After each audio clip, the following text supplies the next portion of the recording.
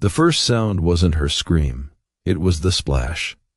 Cold water struck her face and dragged the breath out of her lungs as she gasped, fingers scraping against the rough wood of the trough. Her dress hung in shreds, glued to her back with blood and dirt. Above her, the Texas sun burned without mercy. Flies hovered close, bold and patient, like they already knew she didn't have the strength to swat them away. Elias McCrae stood behind her, 52 years carved into his face, skin dark and cracked like old saddle leather. His shirt was soaked through sweat and something heavier clinging to him. He wasn't her father. He wasn't her husband. Yet here she was on his land, half dead, barely breathing, and nobody in town wanted to ask how she got there. "Hold on," he said, low and steady. She tried. Her arms trembled. Her lips had gone blue. The water rippled as her breathing hitched. She'd been found at sunrise near the fence line, barefoot, beaten, left to die. Some folks called her a runaway. Others whispered she was cursed. When Elias lifted her from the dust, something inside him cracked open. He'd seen cattle die slow, men starve, homes burn to ash, but he'd never seen eyes that empty. He poured water over her shoulders, washing blood from her skin. The sound was soft, almost gentle. For the first time that morning she moved. Her fingers tightened around the wood like it was the last thing holding her to the world, like her body was begging the land not to forget her. The ranch lay silent, except for the wind. No one came. No one dared. Elias stared toward the long road leading back to Moide. He knew the men who'd done this, men whose boots were polished by fear, not dust, men who laughed when wind cried. His jaw clenched. If she lived, they'd come again. She tried to speak. The words came out as a whisper. "Why me?" He didn't answer. Not yet. He dipped a cloth into the trough and pressed it to her face. She flinched but didn't pull away. Her eyes met his, filled with terror and a question he couldn't name.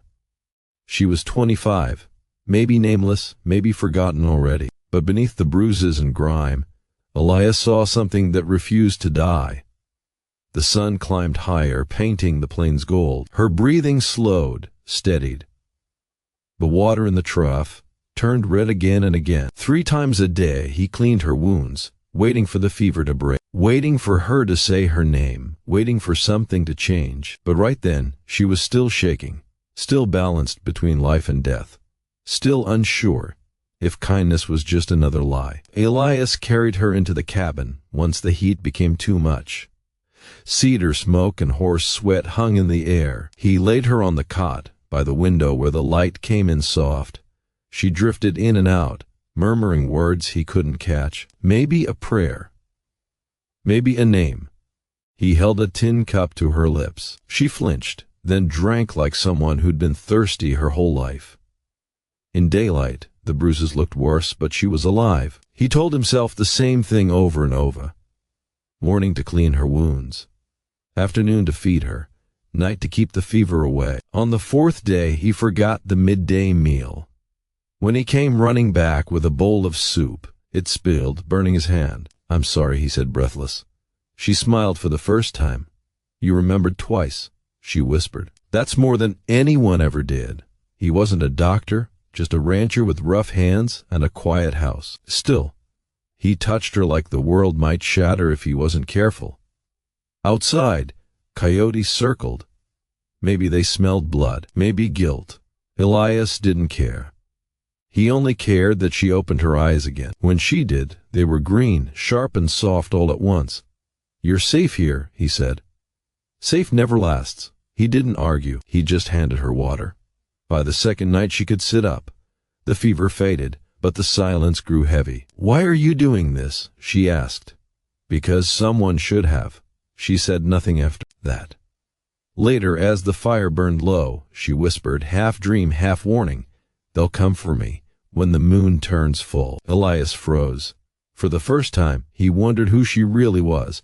Weeks passed before she could walk without swaying. Her strength returned, but the fear never left her eyes. One morning before sunrise, she sat by the window staring at the open land.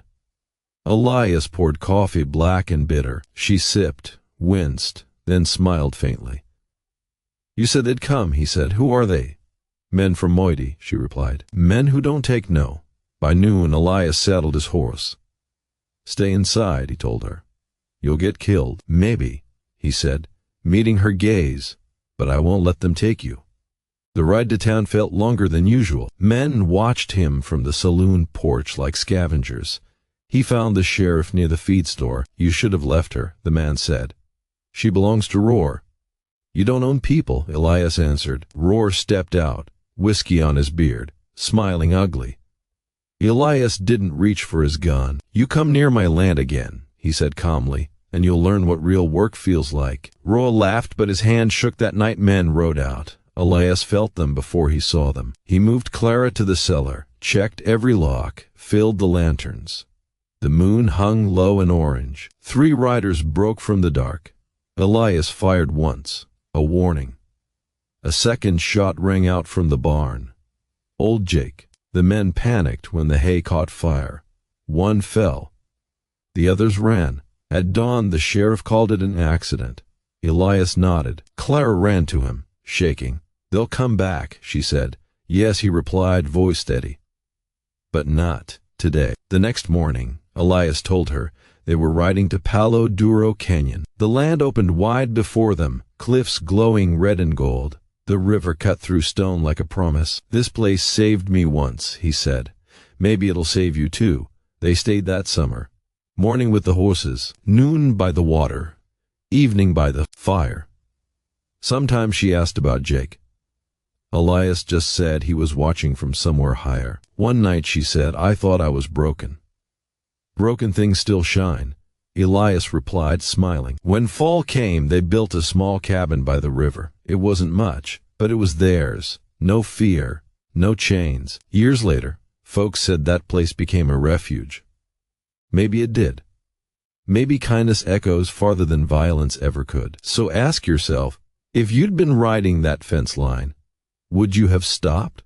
Or would you have kept going? Healing doesn't always roar. Sometimes it whispers, 3 times a day, in water poured carefully, in food shared quietly, in a door locked against the dark. And sometimes it's enough to change everything.